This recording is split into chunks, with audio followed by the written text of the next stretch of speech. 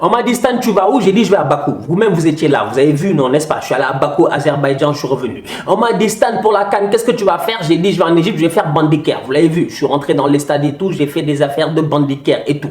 On m'a dit Stan, après le Caire et tout, est-ce que tu es de retour? Nanana, on t'a pas vu depuis longtemps. J'ai dit oui, je suis de retour. Je vais où? À Singapour. Vous m'avez vu, je suis allé à Singapour, etc. J'ai fait des trucs de bandits et tout. À un moment donné, moi-même, je me suis dit Stan, franchement, boy, gère-toi. Tu voyages et tout, mais arrête de faire le tocard. Pourquoi? Parce qu'il y a un endroit où tu n'es pas encore allé, c'est où? J'ai dit je vais à Dakar.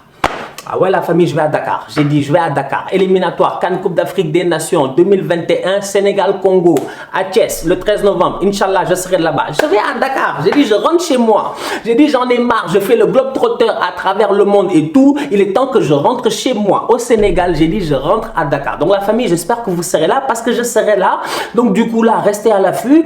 Si vous avez des messages et tout, envoyez-moi ça en DM sur Twitter ou sur la page Outsider, etc. On va essayer de se gérer. On va voir si on peut faire un événement, rencontrer les outsiders, tu vois, donner quelques t-shirts outsiders, des trucs comme ça, j'en ai, voilà, bref, on va essayer de s'enjailler à Dakar, je serai là, Inch'Allah, pour le match Sénégal-Congo au Sénégal, j'espère que vous serez là, trêve internationale, encore une fois, on n'arrête pas de travailler, on continue à bosser, vous savez très bien, je vous l'ai déjà dit, outsider gang, outsider mouvement, je vous dis, nous, il n'y a pas de trêve internationale, il n'y a pas de vacances, il n'y a rien, on est comme ça, Sadio Mané, on mérite notre ballon d'or, on travaille sur toute la saison, la famille, donc la famille, on se capte très bientôt à Dakar. Salam, salam outsiders, débrief du week-end, le débrief commence maintenant. Bon la famille, franchement il s'est passé énormément de choses durant cette semaine et durant ce week-end, je sais, je suis d'accord, mais maintenant il faut se focaliser sur les choses pertinentes. Le Barça a perdu 3-1 face à Levante. Levante c'est une équipe dangereuse, c'est une équipe qui aime jouer le Barça, c'est une équipe qui est fatigante toujours face au Barça. Mais est-ce que ça justifie les choix de Valverde? Parce que franchement Valverde j'en ai marre, combien de fois je suis venu ici vous dire que Valverde est en autogestion? Valverde respecte qui? Mais Valverde respecte qui? Valverde, Ousmane Dembélé, il est arrivé en retard à l'entraînement? Non. Ousmane Dembélé, il est malade? Non. Ousmane Dembélé a fait preuve d'indiscipline? Non. Pourquoi Ousmane Dembélé n'est pas sur la feuille de match face à Levante? Sincèrement, le boy Firpo à un moment donné, il va jouer ou il va pas jouer? Parce que si je ne me trompe pas, vous avez dépensé beaucoup d'argent sur lui, donc je me pose des questions. Moussa Wagué à un moment donné, je me dis, mais Valverde en fait aujourd'hui, il a lancé Ansu Fati, je vous l'ai dit la dernière fois, les gens qui viennent me dire oui, il a lancé Ansu Fati, il a fait nanana, etc. Je dis non, Ansu Fati était trop fort chez les juvéniles, tout le monde était d'accord par rapport à cela, la preuve, il n'est même pas à la Coupe du Monde U17, tellement le boy, il est fort. Donc du coup, Ansu Fati, c'était tout à fait logique, tout le monde à la place de Valverde aurait fait jouer Ansu Fati. Mais aujourd'hui, Valverde, on voit très bien que sa gestion par rapport aux jeunes, elle est mauvaise. Je suis désolé. Cette équipe-là, aujourd'hui, faire jouer Semedo sous son mauvais pied alors que tu as un boy qui s'appelle Firpo qui a fait une bonne saison l'année passée avec le Real Betis et tu le fais pas jouer, il y a un problème. Il y a un problème. Franchement. Au-delà du fait que Valverde, il est nul, ça c'est un fait, franchement on est tous d'accord là-dessus, je pensais que Tata Martino c'était le coach le plus nul de l'histoire du Barça, franchement. Mais là je me rends compte que le coach le plus nul de l'histoire du Barça, c'est qui? C'est Ernesto Valverde. Jamais on aura vu quand même quelqu'un qui aussi manque d'imagination et qui manque de leadership comme lui. Antoine Griezmann va à New York, on lui dit Griezmann est parti à New York, il dit il savait pas. J'ai dit mais mon gars, gère-toi, franchement gère-toi, tu dois savoir l'horaire de tes boys, même si le boy il a le droit d'aller à New York, mais tu dois savoir qu'il est à New York. Sincèrement. Mais sincèrement, mais à un moment donné, il faut nous respecter. Je dis aujourd'hui, ce Valverde-là, il est non seulement pas pertinent tactiquement, mais il n'est pas pertinent en termes de gestion. Parce que ça se voit sur le terrain. Pourquoi? Parce qu'aujourd'hui, tu le vois face à cette équipe de Levante-là ce week-end, ce Barça-là n'a pas d'envie. Ce Barça-là n'a pas de détermination. Ce Barça-là a réussi à gagner 7 matchs d'affilée et tout. Ça allait bien et tout. Mais le dénominateur commun entre ces victoires-là et tout, c'est qui? C'est Lionel Messi. Parce que Lionel Messi était de retour et tu voyais réellement que Lionel Messi mettait cette grinta-là, cette envie-là. Et Lionel Messi a ce talent-là, cette force de frappe nucléaire-là. On l'a vu avec les coups francs cette semaine. Au-delà de cela, l'équipe n'a aucune envie. On a vu la mine de Jong. Le boy, il est découragé. Franchement, lui, il ne comprend pas. De Jong, il ne doit pas comprendre. Lui, il vient de l'Ajax. Lui, il arrive là, il se dit, mais c'est le Barça, mais ça joue comme Valenciennes. Non, mais sincèrement, quoi. Sincèrement, les boys ne sont pas déterminés. Busquets, il rentre, même pas il rentre, il fait des bêtises. Piqué, j'en parle même pas. Il passe son temps à organiser des compétitions de tennis, des documentaires, des je sais pas quoi, etc. Le football, c'est fini pour lui. Il n'a plus trop envie. Honnêtement, mais je suis désolé, quoi. C'est une équipe avec que des grands joueurs, des mecs qu'on a envie de respecter. Mais le problème, c'est que si on tient ce discours-là aujourd'hui, c'est parce que ces gars-là ne nous respectent pas. Quand tu vois la performance que sorte le Barça la dernière fois face à Prague, la dernière fois ici, là, face à Levante, mais tu te poses certaines questions. Où est l'envie dans cette équipe-là? Je vous dis qu'il y a certains boys ici qui regardent cette vidéo-là, ils seraient sur le terrain, ils auraient fait plus que l'anglais. C'est pas normal. Comment est-ce que le boy de Levante là, 34 ans, 4 ans, Moraes ou je sais pas quoi, là, il accélère sur l'anglais, il le bouffe comme du n'importe quoi. C'est pas normal. Non, franchement, c'est pas normal. Je dis, voilà une équipe qui n'a pas d'envie, voilà une équipe qui a un coach qui est nul. Et le Barça en ce moment, moi, ils me font peur. Mais c'est bien, heureusement, vous avez de la chance, comme tous les autres aussi, c'est des tocards. Bref, vous êtes toujours premier. Le seul boy que j'aimerais féliciter dans cette équipe de Barcelone là, c'est Antoine Griezmann. En ce moment, les gens ne le respectent pas. Et c'est vrai, il a raison de se fâcher. Les gens ne lui font pas la passe. T'as l'impression que le Barça il joue à 10 sans Antoine Griezmann. Le boy, en fait, il est même pas sur le terrain. Le gars ne le calcule pas. Alors que c'est le seul boy, tu vois réellement qu'il a la formation de Diego Simeone. Tu vois qu'il a une formation Atlético Madrid. Grisou, hier, mais il était incroyable. Il était incroyable. Moi, j'ai aimé son match. Grisou, il se bat, il se donne, il va chercher son carton jaune. Bon, c'est pas une fierté d'aller avoir un carton jaune, mais c'est pour dire qu'il est dans l'engagement, tu vois, il est dans l'envie. Il défend, il monte, il descend, il fait le piston. Tu as vu Luis Suarez faire le piston?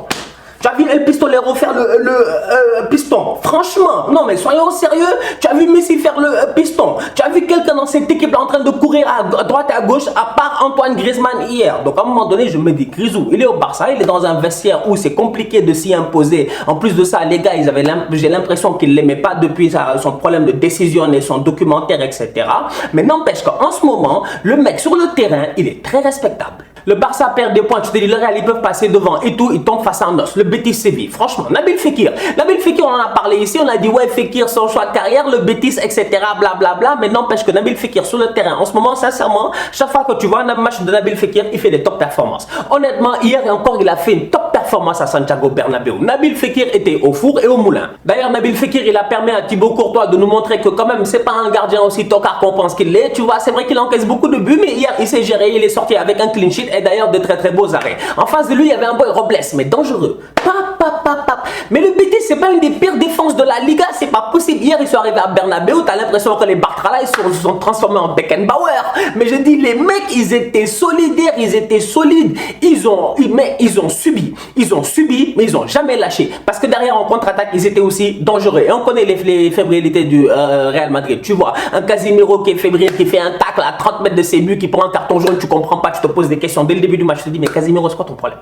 C'est quoi ton problème, Casemiro? Qui t'a stressé en fait? Qui t'a réellement stressé? Luka Modric, il était de retour, il a fait un très bon match. Franchement, en toute honnêteté, d'ailleurs, à un moment donné, tu as une passe de Modric, un amorti de la poitrine de Benzema, une reprise de Sergio Ramos, ça aurait dû rentrer. Sincèrement, Ramos, je ne sais pas qu'est-ce qu'il a fait à ce moment-là, mais Robles était encore là. Hier, il y avait un gardien de but qui était très chaud, c'était Robles. À un moment donné, le match, il est 0-0, c'est compliqué. Le Real, tu sens qu'ils peuvent le faire. D'ailleurs, le Real, hier à domicile, ils avaient l'air à l'aise. Ils avaient l'air décontractés. Tu le voyais sur le regard de Zizou et tout. Tu sentais réellement que toute la tension de ces dernières semaines est tombée à la mute. Ils ont gagné en Ligue des Champions face à Galatasaray. Donc du coup, tu regardes ce Real là et tu te dis voilà le Real qu'on aimerait voir à Santiago Bernabéu, un Real qui a du jeu, un Real qui joue bien. Franchement, hier le Real, ils n'ont pas mal joué, ils ont juste manqué de chance, ils sont tombés face à un grand gardien. Ferland Mendy, gère-toi. Le petit Ferland Mendy là, quand même, à un moment donné, je me dis ces enfants là, il faut... Mec, c'est pas possible. Mec, tu es au Real Madrid. Tu es au Real Madrid, frère. Tu es arrivé au Real Madrid, tu as la chance. Marcelo, en ce moment, c'est pas ça et tout. Boy, tu joues des matchs, mais assume tes matchs, frère. Quand tu pars comme ça, course, tu te déboules. Tu pars sur 50 mètres, 60 mètres, mais cadre le ballon. Cadre au moins le ballon, fait travailler le gardien, frappe pas à côté. Aujourd'hui, Ferland Mendy, offensivement parlant, il apporte beaucoup. Défensivement, il y a encore quelques lacunes, mais ça, c'est à l'image de l'équipe du Real Madrid. Mais pour moi, Ferland Mendy peut encore faire beaucoup mieux. Il peut faire beaucoup mieux, il doit oser, il doit s'imposer dans cette équipe-là. C'est vrai que ça va pas être simple de s'imposer dans une défense où tu as Ramos à côté de toi, devant toi tu as Casemiro, tu as Kroos et tout. Ça va pas être très simple de s'imposer là-bas, surtout quand tu es un petit français et tout, Mendy, nanana. Mais à un moment donné, je dis, boy, prends tes cojones en main parce que le talent, on sait qu'il l'a. Hier, à un moment donné, il fait un super centre, pied droit. Je sais pas si vous l'avez vu, il revient sur son pied, il fait centre, pied droit pour Vinicius. Bon, Vinicius, on sait très bien que Vinicius, c'est le seul joueur au monde, je vous l'ai dit la dernière fois, Vinicius, c'est le seul joueur, lui, il est en 1 contre 1 face au gardien, je ne panique jamais. Il va rater. C'est incroyable. Vinicius, c'est finition 0. Vinicius contrôle ton ballon. Quoi? Le gardien, Vinicius frappe sur le gardien encore une fois. Vinicius crochette, frappe, ouvre pied gauche et frappe sur les défenseurs encore une fois. Bref, le Real a fait un bon match à mon humble avis à domicile. Franchement, face à un bon adversaire, 0-0, il y a eu des occasions, c'est dommage, ça aurait pu se concrétiser. Mais ce qui est important en tant que tel, c'est de voir cette solidarité du Real là et de voir que collectivement parlant, quand même, c'est une équipe qui peut être intéressante. Tu vois, il leur manque encore beaucoup de choses. Jovic, il apporte pas ce qu'il apporte sur le banc. Benzema, il fait un match, il donne tout ce qu'il a. Quand il sort, tu te dis Jovic doit rentrer, les boys sont fatigués, il doit en profiter. Walou. Sincèrement. Donc tu vois réellement qu'il manque encore quelque chose. Mais sinon, mis à part ça, très bon score à domicile. 0-0, passe aux bêtises, c'est pas mal. Cette semaine en Cup, il y avait Arsenal-Liverpool, 5-5, match de malade. Origi, il vient encore, il fait le show et tout. Oxlade, il marque des buts de malade. Bref, Ozil, il a fait un grand match, talonnade pour Nathan Miles. Bref, c'était un bon match de football, c'était intéressant. Derrière, j'attends à ce que Liverpool, il continue sur la même lancée en championnat. Liverpool, là, il joue un adversaire compliqué, Aston Villa, à l'extérieur. Et le match a été très, très difficile. Alors qu'il faisait une saison de tocard, on va être très, très sérieux, très aigué, je parle bien de Trezeguet, qui à la Coupe d'Afrique nous a vendu du rêve face au Zimbabwe et tout, etc. avec l'Égypte. Trezeguet fait une saison de tocard, mais mis à part ça, Trezeguet, il attend le jour où il joue Mohamed Salah pour se réveiller. Il vient, il claque un but directement. Aston Villa mène 1-0. Là, tu commences à paniquer. Tu te dis, Liverpool, ça fait 3 semaines d'affilée qu'ils sont menés dès le début du match. Franchement, Van Dijk, il est où? Van Dijk, il est où? Votre Virgil Van Dijk, là, vous nous avez fatigué. Van Dijk. J'ai dit ici, Van Dijk, c'est un grand défenseur. Il est respectable, c'est un mastodonte. Le mec, il est solide et tout. Ce que j'aime de Van Dijk, c'est le fait que le mec, il est bon ballon au pied. Pour un défenseur, c'est rare. La plupart, ils savent pas utiliser leurs pieds. Comme les Mamadou Sakho, là, ils se perdent un peu et tout. Mais Van Dijk, il est solide. Il fait crochet, il peut ouvrir et faire des transversales, etc. Ça fait plaisir. Donc du coup, je me dis, ce Van Dijk là qui était si serein l'année passée, il est où? La dernière fois, c'est le Coréen là, le coéquipier de Haaland là, en Ligue des Champions qui a failli le tuer. Là, il arrive encore une fois, Van Dijk, il est perdu au marquage. Je me pose certaines questions. Franchement, honnêtement, faut qu'on se pose ces questions là. Donc du coup, Liverpool, ils encaissent encore une fois un but, mais derrière Liverpool, ils ont un joueur qui est juste sensationnel et il faut qu'on lui donne un ballon d'or. Faut lui donner le ballon d'or. Mais franchement, c'est quoi votre problème? J'ai dit, si Sadio Mané n'est pas sur le top 3 du ballon d'or cette saison-ci, moi-même, j'arrête les débriefs. Je boycotte les débriefs. J'arrête, j'en ai marre. C'est pas possible. Le football est injuste. Sadio Mané, encore une fois, hier, il fait une top performance. Il est à gauche, il est solide. On sort ça là, il passe à droite, il devient extraordinaire. Franchement, il devient extraordinaire. Crochet, centre, pied gauche, c'est son mauvais pied. Deuxième poteau, Cordo qui arrive, Robertson, tête, but. Après Sadio Mané, il te sort une tête extraordinaire. Vous voyez, je parle de Sadio Mané, Dieu sort le soleil. Vous voyez, c'est le destin, ballon d'or. Je vous dis, non, Sadio Mané est trop fort. Bref, Liverpool gagne 2-1 face à Aston Villa, un match compliqué, mais Liverpool, ils ont des joueurs calibre ballon d'or, des joueurs calibre Sadio Mané, des mecs qui sont des tueurs et des mecs qui peuvent te gagner ces genres de matchs-là et ce genre de performances-là. Liverpool ne joue pas bien. Liverpool n'a plus la même sérénité défensive qu'elle avait. Klopp au milieu de terrain, j'ai pas compris. Mec, franchement, je dis Oxlade-Chamberlain, c'est le boy le plus chaud que t'as en ce moment. Fais-le jouer. Je dis fais-le jouer à un moment donné. Même il aurait pu être titulaire. Oxlade aurait pu enchaîner 2 matchs, jouer 60 minutes, ça aurait pu éviter la pression qui manquait au milieu de terrain durant la première mi-temps face à Aston Villa. Parce que franchement, ils sont fait bouffer par des Nakamba ou des je sais pas quoi là. Franchement, des boys pas très forts. Grealish, il a fait un grand match. Il a fait un grand... Non, excusez-moi, McGinn, le numéro 7 de Aston Villa, il a fait un grand match. Bref, Liverpool, il y a des lacunes. Mais derrière, elle se gère, cette équipe-là. Elle marche comme un champion. Elle continue à gagner. Pendant cela, Manchester City jouait face à Southampton. Match aussi compliqué. Southampton, la semaine passée, ils prennent 9-0. Là, ils arrivent et là, ils sont solides comme Jaja. Ils ouvrent le score 1-0 au but de Ward-Prowse sur une erreur d'Ederson. Alors que je disais la semaine passée qu'Ederson était solide. Franchement, Ederson, tu m'as coûté tous mes points en fantasy. C'est pas sérieux. Bref. T'as un but de Southampton et ensuite t'as Manchester City qui n'abdique pas, qui continue à se battre, qui se bat, qui met la pression, qui pousse, De Bruyne, Silva, Bernardo, bref, ça pousse à gauche et à droite et à un moment donné, ça finit par marcher. Konagüero qui marque, Kyle Walker qui marque, City gagne 2-1. La semaine passée, j'ai pas parlé de Chelsea. Les fans de Chelsea ils étaient fâchés ici, ils m'ont fatigué. Ouais, Pulisic. Ouais, Pulisic, il est chaud. Mais Pulisic, il est chaud. Je t'ai dit, Pulisic est très chaud. Franchement, le boy, il sait jouer au foot. Et tu vois, en fait, la même vivacité qu'il avait à Dortmund, on la voit en ce moment. Et là, ça fait plaisir. Parce que Lampard, finalement, je me dis, il a placardé ses 4-5 matchs un peu. Il a peut-être réveillé l'orgueil du boy, l'orgueil à l'américaine. Et le boy, en ce moment, il est en train de jouer comme capitaine America. Pulisic, le week-end passé, c'est un triplé. Ce week-end, il a encore marqué. Et Chelsea a encore gagné. Chelsea jouait face à Watford, une équipe qui n'est pas bien en ce moment, une équipe qui est très nulle en ce moment, mais Chelsea a bien joué et Chelsea a gagné. Mason Mount, toujours aussi solide, rien à dire. Willian, il commence à s'imposer dans cette équipe-là, ça fait plaisir. Il avait dit ici que quand Hazard était là, il faisait 50% du boulot, Hazard faisait 50% du boulot. Franchement, depuis que Hazard est parti, on a vu 0% du boulot fait par Willian. Mais en ce moment, ça fait 2-3 matchs que Willian est en train de s'imposer petit à petit. Emerson est de retour, Azpilicueta, taille patron, comme d'habitude, capitaine, il lâche pas. Bref, cette équipe-là, sincèrement, elle est solide avec un très bon gardien de but, Kepa, et un Abraham qui est dangereux. Un Jorginho qui a été, franchement, que l'année passée on pensait qu'il était nul, mais cette année on voit réellement en fait que Jorginho est en train de se lâcher, de jouer et de trouver des super passes dans l'intervalle pour des boys comme Abraham. Bref, Chelsea joue bien.